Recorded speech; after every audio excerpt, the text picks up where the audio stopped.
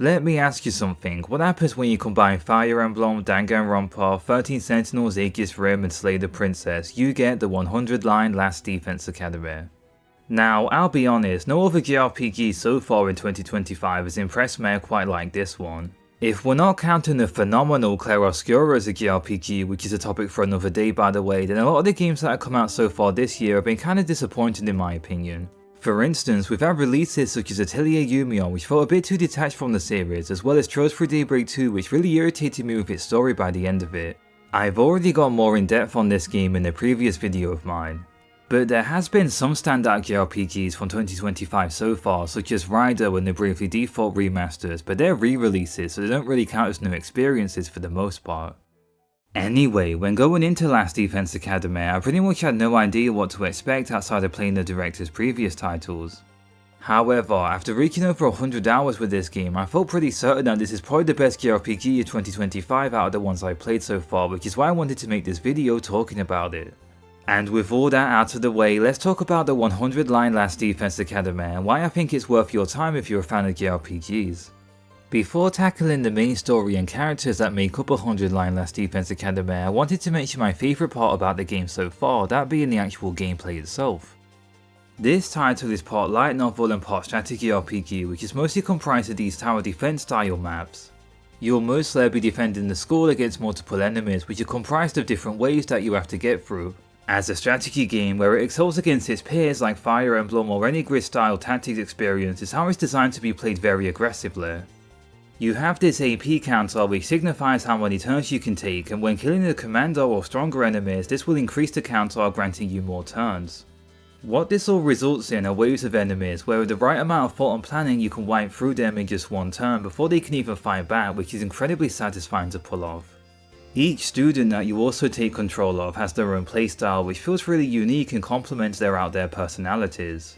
Some synergize well with each other, such as buffing one another. They also each have their own unique passives which reward different playstyles. On top of all these layers of strategy, there's also the more defensive playstyle of this game where you can set up traps and turrets to stop enemies in their tracks. But where this gameplay loop is truly at its best is when you're close to dying. It's designed to be played very aggressively, but you also have it so that when a student is about to fall in battle, they can unleash a strong attack before they are taken out of the wave. These are the strongest attacks in the game, so what you get on top of already playing defensively are turns where you want to build meter, and sometimes the best option is actually taking damage and losing health. Despite going on about it, I barely scratched the surface when it comes to the amount of complex strategy in the 100 line Last Defense Academy. There really is so many ways to approach combat here. The amazing music and art style also really go a long way in making this title stand apart despite being on the inferior hardware of the original Switch 1. My final comment that I'd like to make complimenting the gameplay for Last Defense Academy is how it actually respects your time, unlike a lot of other strategy JRPGs. One reoccurring issue I find in Fire Emblem for instance is how so many maps take hours to finish. It will start off fairly simple with 20-minute maps, but by the end of the experience you end up with 2-hour maps that take ages to get through and feel like a slog. Last Defense Academy really keeps things short and sweet when it comes to the actual combat, which I can really appreciate coming from this genre. Downtime is practically non-existent, and all the attack animations go by so quickly that you don't even have to skip them, unlike with Fire Emblem. Moving on, I'd like to talk about the story for Last Defense Academy since it's pretty much the focus point of the game itself. Now, there will be some light spoilers here since there really is no way to talk about this game's story without bringing up certain plot points, but I'll try to keep things as vague as possible.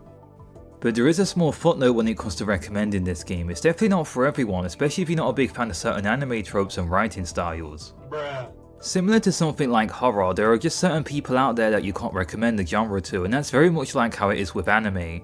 I'll be completely honest when saying this, yes, Last Defense Academy can be pretty cringe at times, but it wears itself very authentically.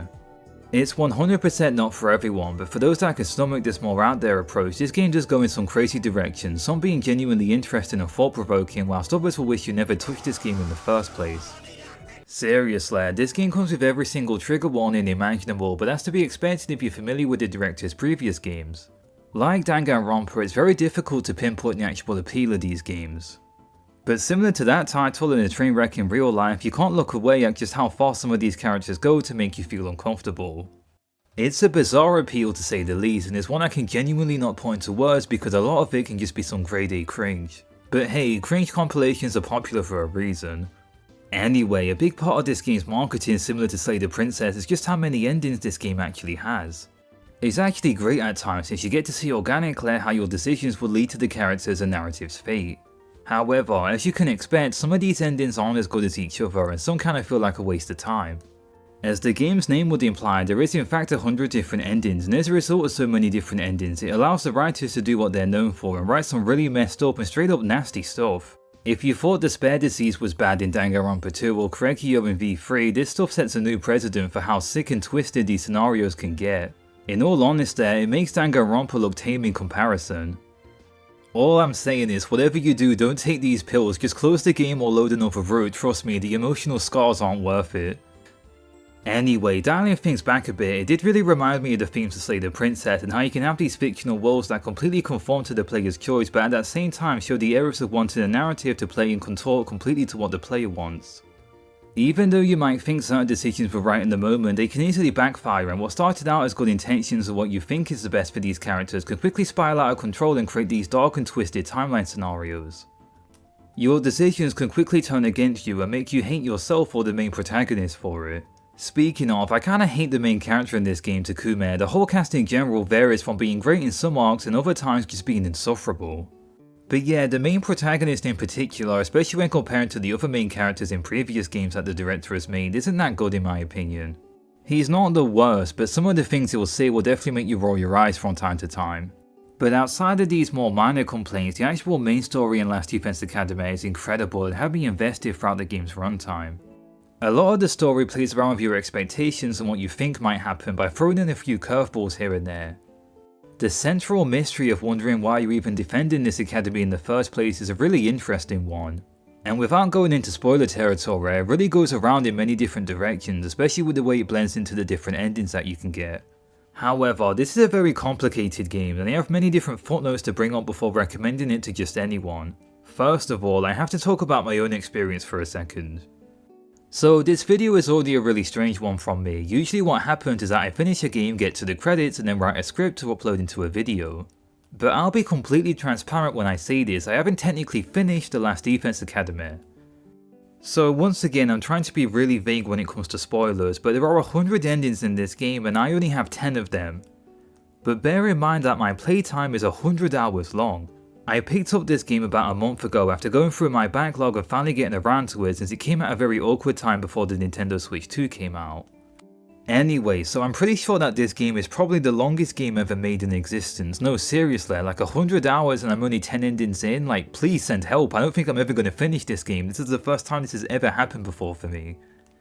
Nah, jokes aside, I will slowly chip away at it, but what I'm trying to say here is that from my time with this one, I do feel like this game is a bit too big for most people to get through. However, there is an ideal way to play through this game to get that really fulfilling experience but at that same time not having to go through everything since it can be a bit of a slog. And it really does start to outline certain issues in this game. So this game can really be split into two parts. There's the first ending that you can get, which is very much a linear progression system. However, after reaching that point, things really start to branch out and that's when all the different endings start to become available. In all honesty, it takes around 50 hours to get to the first ending and at that point I felt pretty satisfied with the experience at that point. And outside of certain plot points that you're missing out on that are very much important to the main game story, I think it's okay to just leave it there. The game's quality in my opinion starts to drop off a little bit in the second half. And the biggest offense in my opinion that this game commits in its second half is that it no longer becomes a strategy RPG and just becomes a visual novel.